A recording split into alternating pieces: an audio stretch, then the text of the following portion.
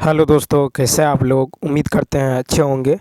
दोस्तों, इस वीडियो में एसएससी एमटीएस इंग्लिश एंड सामान्य अध्ययन प्रीवियस ईयर पेपर सॉल्यूशन देखने वाले हैं, तो आप लोग लास्ट तक जरूर बने रहिएगा। देखिए, यह पेपर जो है 8/5/2023 को पूछा गया था। 8/5/2023 को पूछा गया था, तो ये पेपर हम लोग देखने वाले हैं। पहले इंग्लिश देखेंगे। इंग्लिश का टोटल क्वेश्चन जो है आपको 25 देखने को मिलेगा, ठीक है। तो चलिए शुरू करते हैं। शुरू करने से पहले यदि आप नए हैं तो चैनल को सब्सक्राइब कर लीजिए, बेल आइकन को प्रेस कर दीजिए और एक बार वीडियो को शेयर कर दीजिए। इसके अलावा यदि आप मैथ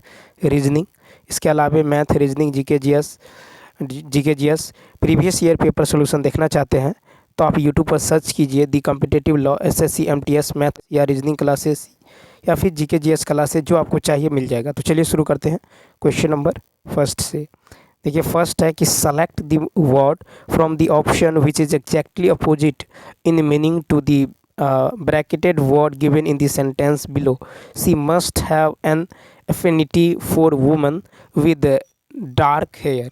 तो यहाँ पे देखिए, एफिनिटी मतलब होता है पसंद की भावना। एफिनिटी मतलब होता है पसंद की भावना, ठीक है, पसंद की भावना या संबंध। तो एफिनिटी का जो विपरीत अर्थ वाला शब्द होगा ये हो जाएगा डिसलाइक, हो जाएगा डिसलाइक या एंटोनिम हो जाएगा, ठीक है। तो डिसलाइक हो जाएगा, एफिनिटी का जो एंटोनिम हो जाएगा ये डिसलाइक हो जाएगा। तो यहाँ पे अपोजिट कर रहा है, तो यहाँ पे हो जाएगा डिसलाइक, यानी बी ऑप्शन। यहाँ पे बी ऑप्शन क्या होगा, राइट होगा। और देखिए, एफिनिटी का जो सिनोनिम हो जाएगा ये हो जाएगा टेंडेंसी। ये जो है इसका सिनोनिम है, ठीक है। तो टेंडेंसी हो जाएगा सिनोनिम, ठीक। उसके बाद चलिए देखते हैं क्वेश्चन नंबर सेकंड। सेकंड है कि select the most appropriate option to fill in the blank. Very special care should be taken to proportion the sand so as to make a perfectly dot mixture. तो second में देखिए, तो देखिए यहाँ पे है इम्प्रीवियस। देखिए, IMPERVIOUS, इसका अर्थ होता है कि कोई चीज़ से अप्रभावित या जिससे होकर जल आदि तरल पदार्थों का प्रवेश न हो, ठीक है, प्रवेश न होने योग्य। तो यहाँ जो है अर्थ के अनुसार IMPER इम्परवियस हो जाएगा, यानी डी ऑप्शन यहाँ पे जो है राइट आंसर होगा, ठीक है। ओवियस मतलब क्या होता है, OBVIOS, इसका मतलब होता है स्पष्ट। क्या होता है, अस्पष्ट होता है, ठीक। उसके बाद देखिए ENVIOUS, इसका मतलब होता है ईर्ष्या। क्या होता है, ईर्ष्या। और DEVIOUS, इसका मतलब होता है चालबाज, चालबाज, या फिर आप छली कर सकते हैं। नेक्स्ट, तीसरा है कि identify the segment that contains a grammatical error. If there is no error select no error. Your ears are itching because you are having an reaction. तो 3 में देखिए, तो देखिए वाक्य जो है यहाँ पे शुद्ध है, इसलिए इसका जो आंसर होगा नो एरर हो जाएगा, ठीक है। क्या होगा, नो एरर। क्वेश्चन नंबर 4 है कि improve the underline part of the sentence, choose no improvement as an answer. कहता if the answer is grammatically correct. कहता watch your step dot the third stair have a broken tread. तो 4 में यदि देखें तो यहाँ पे दी थर्ड स्टेयर सिंगुलर है, इसलिए हैव अ ब्रोकन के जगह हैज अ ब्रोकन होगा, ठीक है। हैज अ ब्रोकन यानी सी ऑप्शन, ठीक है, यहाँ पे हैज हो जाएगा। नेक्स्ट, क्वेश्चन नंबर 5 है कि fill in the blank with the most appropriate option. Every story in this collection is unique, inspirational and dot dot. तो 5 में देखिए यहाँ पे है रिलेटेबल। रिलेटेबल मतलब होता है जिसे जोड़ा जा सके, जिसे जोड़ा जा सके, ठीक है। और यहाँ पे सस्टेनेबल मतलब होता है जो लंबे समय तक बना रहे या जिसे कायम रखा जा सके, ठीक है। कल्पेबल मतलब होता है आपको गलती के लिए जिम्मेदार, दोषी। और एप्रीहेंसिव मतलब होता है भविष्य की किसी अप्रिय घटना के लिए चिंतित। तो अर्थ के अनुसार यहाँ पे रिलेटेबल हो जाएगा, ठीक है, रिलेटेबल यानी डी ऑप्शन, ठीक है। नेक्स्ट 6 देखिए, 6 है कि select the word segment the substitutes replaces the bracketed word segment correctly and completes the sentence meaningfully. Select the option no. Select the option no, correction required if this sentence is correct as given. कहता there were creatures stood between the carriage sept. तो यहाँ पे देखिए 6 में यदि देखें तो वाक्य में वर आया है, ठीक है, वाक्य में वर आया है, इसलिए यहाँ पे स्टूड बिटवीन के स्थान पर स्टैंडिंग बिटवीन से प्रतिस्थापित हो जाएगा, standing between, A option. Next 7 है कि select the most appropriate word for the given group of words. Abundant garbage kept at one palace. तो देखिए यहाँ पे जो है हिप ऑफ गार्बेज, एक होता है हिप ऑफ गार्बेज मतलब होता है कूड़ा करकट का ढेर, तो abundant garbage kept at one palace यानी हिप ऑफ गार्बेज हो जाएगा, यानी सी ऑप्शन। नेक्स्ट देखिए फिर कहता है कि 4 words are given out of which only one word is split correctly, choose the correctly split word. तो 8 में यदि देखें तो दी करेक्टली स्प्लिट वर्ड ये है आपको RHYTHM, रिद, यानी यहाँ पे सी ऑप्शन क्या होगा, राइट होगा, ठीक है। सीज मतलब सीज जो है इसका शुद्ध रूप होगा SEIZD, ठीक है, सीज, और उसका फ्लावर का होगा FLOWER, ठीक। और यहाँ पे हो जाएगा शुद्ध जो होगा RECOMMEND, ठीक है, RECOMMEND, रिकमेंड। नेक्स्ट 9 देखिए, 9 है कि choose the word that can substitute the given group of words. A person who lives his native country to settle in another.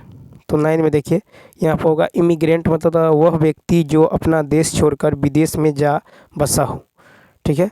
तो यहाँ पे जो हो जाएगा आपको a person who lives his native country to settle in another, इसे कहते हैं इमिग्रेंट कहते हैं, क्या कहते हैं, इमिग्रेंट, ठीक है। A person who lives his native country to settle in another, ठीक है। उसके बाद देखिए यहाँ पे डोमिसाइल, डोमिसाइल मतलब होता है अधिवास, ठीक है, अधिवास या फिर निवास स्थान। उसके बाद है इटिनरेंट, इटिनरेंट मतलब भ्रमणशील। नोमेड मतलब होता है खाना बदोश। नेक्स्ट 10 नंबर देखिए, 10 है कि select the most appropriate option to fill in the blank and his dot manner should not be mistaken for a lack of energy. तो 10 में हो जाएगा डिफरेंट मतलब देखिए यहाँ पे डिफरेंट, डिफरेंट मतलब होता है जिसमें आत्मविश्वास न हो, ठीक है। डिफिडेंट है यहाँ पे, डिफिडेंट मतलब होता है जिसमें आत्मविश्वास न हो, ठीक है। और डीबेस, DEBAS, डीबेस मतलब होता है मूल्य या गुणवत्ता कम कर देना। डाउंट मतलब होता है डांटना फटकारना, और डी मतलब होता है विवाद करना, ठीक है। तो वाक्य के अनुसार यहाँ पे डिफिडेंट हो जाएगा, यानी सी ऑप्शन, ठीक है। नेक्स्ट 11 में है कि identify the segment that contains grammatical error. If there is no error, select no error. कहता don't you get involved, Sandhya whispered urgently to him। तो 11 में देखिए गेट इन्वॉल्व मतलब होता है शामिल होना, भाग लेना, ठीक है। तो विकल्प सी में देखिए इन्वॉल्व, संध्या में इन्वॉल्व के स्थान पर इन्वॉल्व्ड का प्रयोग होगा, ठीक है। तो सी ऑप्शन में एरर है, ठीक है, इन्वॉल्व्ड हो जाएगा। नेक्स्ट क्वेश्चन देखिए 12, फिर है कि in the following question out of the given 4 alternative select the alternative which best expresses the meaning of the idiom. कहता born with a silver spoon in one's mouth. तो 12 में देखिए इसका मतलब होता है अति समृद्ध घर में जन्म लेना, ठीक है।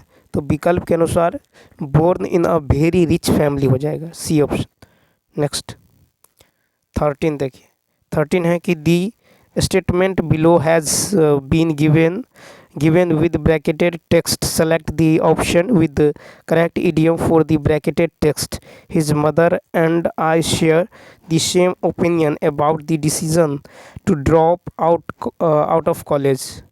तो देखिए शेयर दी सेम ओपिनियन मतलब किसी चीज़ के बारे में समान विचार रखना। विकल्प के अनुसार यहाँ पे होगा CI2I, ठीक है, CI2I यानी किसी से पूर्णतः सहमत होना। तो यहाँ पे हो जाएगा डी ऑप्शन, ठीक है। अब चलिए देखते हैं नेक्स्ट है कि सेलेक्ट दी रॉन्गली स्प्लिट वर्ड। तो 14 में यदि देखें तो रॉन्गली स्प्लिट वर्ड ये हो जाएगा एनोनिमस। क्या हो जाएगा? एनोनिमस, ANONYMOUS ANONYOMUS, ठीक है, एनोनिमस, ठीक है। तो यहाँ पे ए ऑप्शन क्या होगा, राइट होगा, ठीक। उसके बाद यदि देखें क्वेश्चन नंबर नेक्स्ट देखिए, एनोनिमस मतलब होता है अज्ञात, ठीक है। क्वेश्चन नंबर 15 है कि select the most appropriate option to substitute the bracketed segment in the given sentence. If there is no need to substitute, it is selected no substitution required. कहता when it comes to face next the market are flooded with choice. तो 15 में देखें, तो 15 में यहाँ पे market are flooded with choices, choice का जो सही प्रतिस्थापन हो जाएगा ये हो जाएगा market is flooded with choices, ठीक है। मार्केट इज फ्लडेड, तो यहाँ पे जो हो जाएगा विद चॉइसेस, यानी सॉरी यहाँ पे जो हो जाएगा मार्केट इज, यानी सी ऑप्शन। नेक्स्ट 16 में है select the word from the option which is similar in meaning to the bracketed word given in the sentences below. The sky was a light from top to horizon.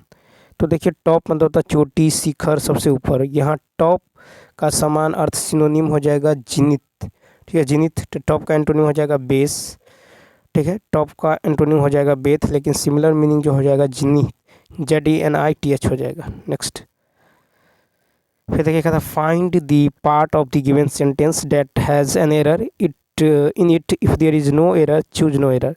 The political economy of reforms teaches us one major lesson loud and clear. तो 17 में देखिए lesson loud and clearer में clearer के स्थान पर clear का प्रयोग होगा। लाउड एंड क्लियर एक मुहावरा है जिसका अर्थ होता है बहुत स्पष्ट, समझने में आसान, ठीक है। तो यहाँ पे हो जाएगा लाउड एंड क्लियर, ठीक है। तो यहाँ पे ए ऑप्शन। नेक्स्ट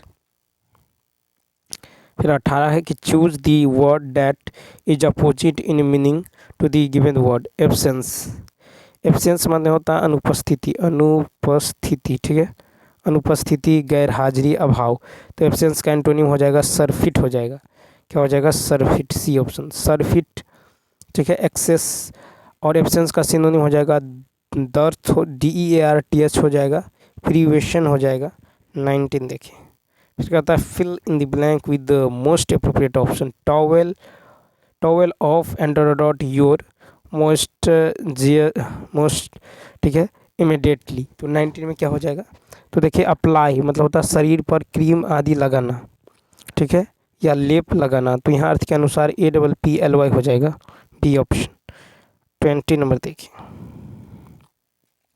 सॉरी 20 है कि select the most appropriate synonym of the given word. Withdraw, तो विदड्रॉ मतलब होता है पीछे हटना, ठीक है। विदड्रॉ मतलब पीछे हटना, तो विदड्रॉ का सिनोनिम हो जाएगा रिट्रीट हो जाएगा, सिनोनिम हो जाएगा रिट्रीट, डी ऑप्शन, ठीक है। अन्य शब्दों को यदि देखें कंबाइन मतलब होता है दो या अधिक वस्तुओं को जोड़ना। इंगेज मतलब किसी व्यक्ति को कोई काम में लगाना, ठीक है। परजर्व मतलब होता है कठिनाइयों के बावजूद कोई काम जारी रखना। 21 नंबर 21, अब देखिए यहाँ पैसेज है कि the study published today in a magazine finds that kids dot played only individual sports. तो देखिए यहाँ रिलेटिव प्रोनाउन के रूप में हु जो का प्रयोग होगा, यानी kids who played only, kids who played only, तो यहाँ पे हु हो जाएगा, ठीक है। तो यहाँ पे हो जाएगा हु, बी ऑप्शन, ठीक। 22 में देखिए फिर है यहाँ पे है कि लाइक टेनिस और gymnastics tended to dot more mental health difficulties. तो यहाँ पे देखिए फेस का अर्थ है सामना करना, मुकाबला करना। तो यहाँ अर्थ के अनुसार फेस, यानी फेस मोर मेंटल डिफ़िकल्टीज़। तो यहाँ पे हो जाएगा फेस हो जाएगा, यानी बी ऑप्शन। नेक्स्ट क्वेश्चन देखिए फिर है कि in how sports dot the psychological health of young people. तो यहाँ पे यदि देखें तो इम्पैक्ट माने होता है प्रभाव डालना, यहाँ अर्थ के अनुसार इम्पैक्ट का प्रयोग होगा, यानी how sports impact the psychological health of young people, ठीक है। तो यहाँ पे क्या हो जाएगा इम्पैक्ट। यहाँ पे हो जाएगा इम्पैक्ट। नेक्स्ट फिर देखिए यहाँ पे है कि party because studies have dot both positive and negative associations between mental health and sports. तो यहाँ पे यदि देखें, यहाँ हैव के बाद फाउंड यानी फाइंड का भी थ्री रूप का प्रयोग होगा, यानी studies have found both positive and negative association. तो यहाँ पे हो जाएगा आपको फाउंड हो जाएगा, ठीक है, यानी सी ऑप्शन 25 देखिए। फिर यहाँ पे 25 है कि between mental health and sports dot in children and adolescence. तो यहाँ पे जो हो जाएगा 25 में देखिए पार्टिसिपेशन मतलब होता है सहभागिता, तो यहाँ अर्थ के अनुसार पार्टिसिपेशन का प्रयोग हो जाएगा, ठीक है। यहाँ पे हो जाएगा पार्टिसिपेशन, क्या हो जाएगा पार्टिसिपेशन, यानी डी ऑप्शन क्या होगा, तो यहाँ पे राइट होने वाला है, डी ऑप्शन क्या होगा राइट होने वाला। अब चलिए देखेंगे यहाँ पे सामान्य अध्ययन, ठीक है, सामान्य अध्ययन। अब यहाँ से जीके जीएस देखने वाले हैं, तो आप लोग लास्ट तक जरूर बने रहिएगा। देखिए यहाँ से इसमें भी आपको 25 क्वेश्चन देखने को मिलेगा, ठीक है। तो चलिए शुरू करते हैं। फर्स्ट है कि भारत में जनसंख्या की गणना सामान्यतः कितने वर्षों के बाद की जाती है। तो देखिए भारत में जनसंख्या की गणना जो सामान्यतः 10 वर्षों के बाद की जाती है। भारत में पहली बार जनगणना 1872 में की गई थी, ठीक है, किंतु जनसंख्या का क्रमवार जो है आकलन 1881 से किया जा रहा है। तो इसका राइट आंसर होगा डी ऑप्शन, ठीक है, 10 वर्षों के बाद की जाती है। फिर दूसरा है कि भारतीय संविधान का कौन सा अनुच्छेद राष्ट्रपति द्वारा शपथ या प्रतिज्ञान की बात करता है। तो देखिए अनुच्छेद 60 जो है ये राष्ट्रपति द्वारा शपथ या प्रतिज्ञान को रिप्रेजेंट करता है, अनुच्छेद 60 यानी सी ऑप्शन, ठीक है। अनुच्छेद 72 की यदि बात करें तो राष्ट्रपति की क्षमादान इत्यादि की शक्ति अथवा कुछ मामलों में दंडादेश के निलंबन, परिहार या लघुकरण की शक्ति को प्रदान करता है। अनुच्छेद 56 जो है राष्ट्रपति का कार्यकाल के बारे में है। अनुच्छेद 45 सभी बच्चों को 14 वर्ष की आयु पूरी करने तक निःशुल्क और अनिवार्य शिक्षा देना, अनुच्छेद 45 में।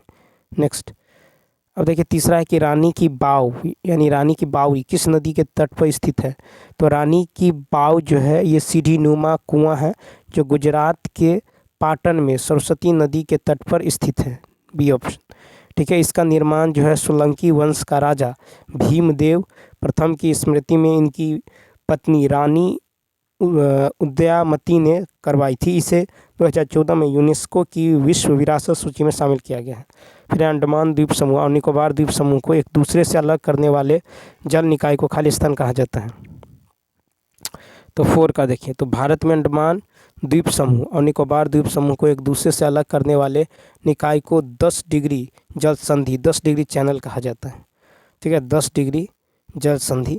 मन्नार की खाड़ी भारत के दक्षिणी पूर्वी तट से श्रीलंका को से अलग करती है। पाक जल संधि तमिलनाडु को श्रीलंका से अलग करती है। 5 महाद्वीपीय संहति मुख्य रूप से खाली स्थान एवं खाली स्थान जैसे खनिजों से बनी है। तो महाद्वीपीय संहति मुख्य रूप से सिलिका एवं एल्यूमिना जैसे खनिजों से बनी है, जबकि महासागरीय परपट्टी जो मुख्य रूप से सिलिका एवं मैग्नीशियम जैसे खनिजों से बनी है। तो सिलिका एवं एल्यूमिना यानी बी ऑप्शन।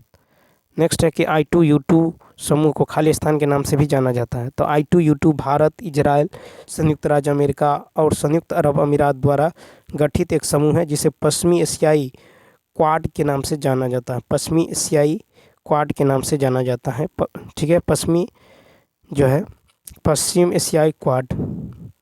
उसके बाद देखिए इसका जो है गठन अक्टूबर 2021 में समुद्री सुरक्षा, आधारभूत संरचना और परिवहन से संबंधित मुद्दों की संबोधित करने के लिए किया गया है। नेक्स्ट नवरेह एक चंद्र नव वर्ष है जो है जो निम्नलिखित में से किस राज्य या केंद्र शासित प्रदेश में मनाया जाता है। तो नवरेह एक चंद्र नव वर्ष है जो केंद्र शासित प्रदेश जम्मू और कश्मीर में कश्मीरी पंडितों द्वारा मनाया जाता है। इसे चैत्र नवरात्रि के पहले दिन आयोजित किया जाता है, ठीक है, तो जम्मू और कश्मीर। नेक्स्ट 8 नंबर देखिए, फिर है कि नवंबर 2022 में प्रधानमंत्री राष्ट्रीय शिक्षुता मेला खाली स्थान में आयोजित किया गया था। तो युवाओं के लिए रोजगार के अवसरों की प्रोत्साहित करने के लिए जो नवंबर 2022 में प्रधानमंत्री राष्ट्रीय शिक्षुता मेला देश भर के 199 जिलों में आयोजित किया गया। इस मेले को कौशल विकास और उद्यमिता मंत्रालय द्वारा आयोजित किया गया, ठीक। नेक्स्ट है कि भारतीय संविधान की 8वीं अनुसूची के अनुसार भारत में कितनी आधिकारिक भाषाएं हैं? तो भारतीय संविधान की 8वीं अनुसूची में 22 आधिकारिक भाषाएं हैं।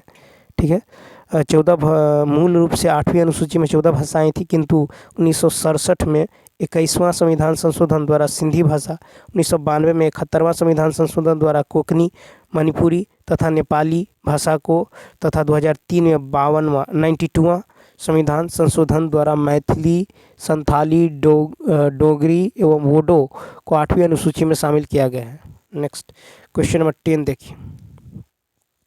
क्वेश्चन नंबर 10 की यदि बात करें तो कहता है रोजर फेडरर खालिस्तान खेल से एक प्रसिद्ध खिलाड़ी हैं। Roger Federer Switzerland lawn tennis खेल के एक प्रसिद्ध खिलाड़ी हैं। उन्होंने सितंबर 2022 में टेनिस से संन्यास ले लिया। फेडरर 20 ग्रांड स्लैम एकल खिताबों के विजेता रहे हैं। तो ये हो जाएगा आपको लॉन टेनिस, ए ऑप्शन। ठीक है, तो ये स्विट्जरलैंड का लॉन टेनिस खिलाड़ी है। नेक्स्ट फिर है कि वर्ष 1835 में अंग्रेजों के शिक्षा अधिनियम के परिणाम स्वरूप खालिस्तान को खालिस्तान शिक्षा का माध्यम बनाया गया। तो देखिए लॉर्ड मैकाले के अनुसार के आधार पर 1835 के अंग्रेजों के शिक्षा अधिनियम पारित किया गया, जिसके फलस्वरूप अंग्रेजी को उच्च शिक्षा का माध्यम बनाया गया। अंग्रेजी को उच्च। नेक्स्ट फिर है कि 18वीं शताब्दी की शुरुआत में राजपूत शासक सवाई राजा जयसिंह ने खालिस्तान में अपनी राजधानी जो है की स्थापना की। 18वीं शताब्दी की शुरुआत में राजपूत शासक सवाई राजा जयसिंह ने जयपुर में अपनी नई राजधानी की स्थापना की और इसे मुगल शासक द्वारा 1722 में आगरा की सूबेदारी दे दी गई। फिर कहता है कि जयसिंह का प्रभाव दिल्ली से लेकर नर्मदा के तट तक फैला हुआ था। तो ये हो गया आपको जयपुर। फिर है कि राउत नाचा भारत की खालिस्तान राज्य का एक प्रसिद्ध लोक नृत्य है। तो राउत नाचा भारत के छत्तीसगढ़ राज्य का एक प्रसिद्ध लोक नृत्य है। इसे अनुष्ठानिक नृत्य को वहाँ के यादव समुदाय द्वारा मनाया जाता है। तो छत्तीसगढ़। फिर तत्वबोधनी सभा की स्थापना देवेंद्रनाथ टैगोर ने किस वर्ष की थी? तत्वबोधनी सभा की स्थापना 1839 में देवेंद्रनाथ टैगोर ने की थी, जिसका उद्देश्य धार्मिक विषयों पर चिंतन तथा उपनिषदों के सार का प्रसार करना था। ठीक है, 1839 में। तो तत्वबोधनी सभा की स्थापना देवेंद्रनाथ टैगोर ने ये 1839 में की थी। नेक्स्ट फिर निम्नलिखित में से कौन राष्ट्रपति के निर्वाचन में भाग नहीं लेगा? तो राज्य विधान परिषद के निर्वाचित सदस्य राष्ट्रपति के निर्वाचन में भाग नहीं लेता है। ठीक है, राज्य विधान परिषद के निर्वाचित सदस्य। ठीक है, डी ऑप्शन।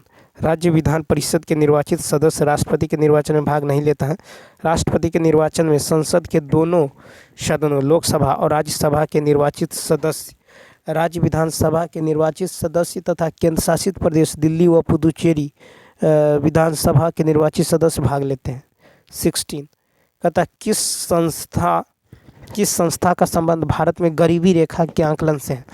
तो राष्ट्रीय नमूना प्रतिदर सर्वेक्षण संगठन जो है भारत सरकार के सांख्यिकी मंत्रालय के अधीन एक ऐसा संगठन है जिसका संबंध भारत में गरीबी रेखा के आंकलन से है। इसकी स्थापना 1950 में हुई है। तो राष्ट्रीय नमूना सर्वेक्षण संगठन। ठीक है, यानी बी ऑप्शन।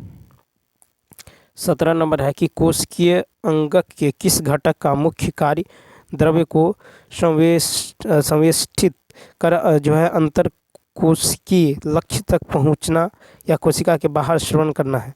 तो गोल्जी काय कोशिकीय द्रव्य को जो संवेष्टित कर कोशिका के विभिन्न भागों तक पहुंचने तथा कोशिका के बाहर श्रवण करने का कार्य करता है।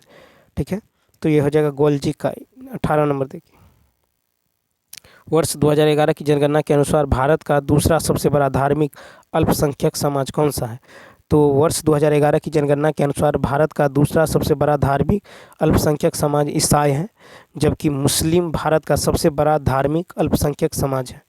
ठीक है, तो याद रखना है वर्ष 2011 की जनगणना के अनुसार भारत का दूसरा सबसे बड़ा धार्मिक अल्पसंख्यक समाज जो है ईसाई है।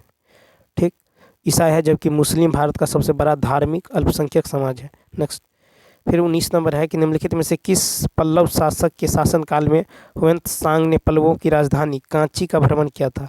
तो पल्लव शासक नरसिंह वर्मन प्रथम के शासनकाल में चीनी बौद्ध यात्री हुएंत्सांग ने पल्लवों की राजधानी कांची का भ्रमण किया था। ठीक है, तो नरसिंह वर्मन प्रथम। 20 है कि प्रसिद्ध भारतीय संगीतकार उस्ताद अलाउद्दीन खां का संबंध किस वाद्य यंत्र से है? तो यहाँ पे जो हो जाएगा 20 का, देखिए 20 का राइट आंसर होगा प्रसिद्ध भारतीय संगीतकार उस्ताद अलाउद्दीन खां का संबंध सरोद वाद्य यंत्र से है, जिन्हें 1958 में पद्म भूषण पुरस्कार से सम्मानित किया गया। तो सरोद वाद्य यंत्र। ठीक है, फिर है कि केंद्रक एवं कोशिका झिल्ली के मध्य एक जेली के समान मौजूद पदार्थ को क्या कहते हैं?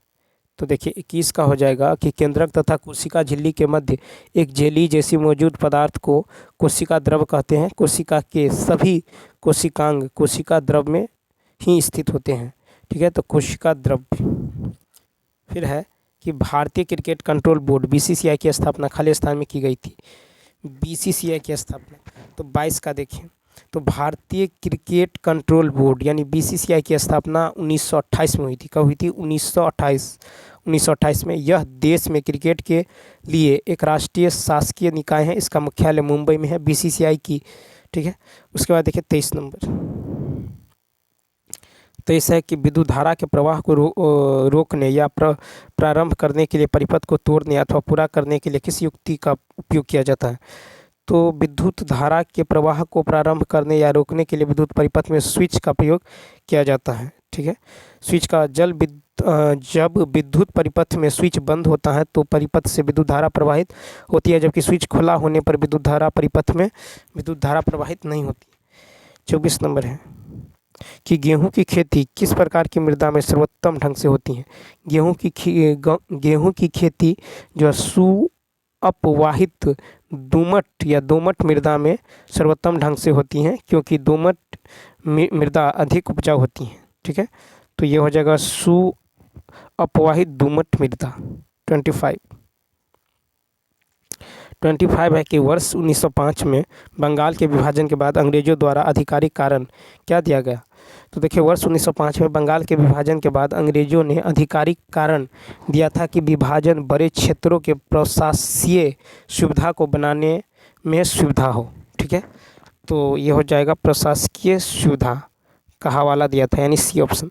तो चलिए दोस्तों, इस वीडियो में इतना ही। यदि यह वीडियो अच्छा लगा हो तो लाइक, शेयर और सब्सक्राइब करना ना भूलें। साथ ही साथ कमेंट करके बताइए वीडियो आपको कैसा लगा। इसके अलावा यदि आप math, reasoning, GK, GS, English का प्रीवियस ईयर पेपर सॉल्यूशन देखना चाहते हैं तो आप यूट्यूब पर सर्च कीजिए the competitive law SSC MTS math classes, reasoning classes, English classes, जो आपको चाहिए मिल जाएगा। तो चलिए मिलते हैं नेक्स्ट वीडियो में। Thanks for watching.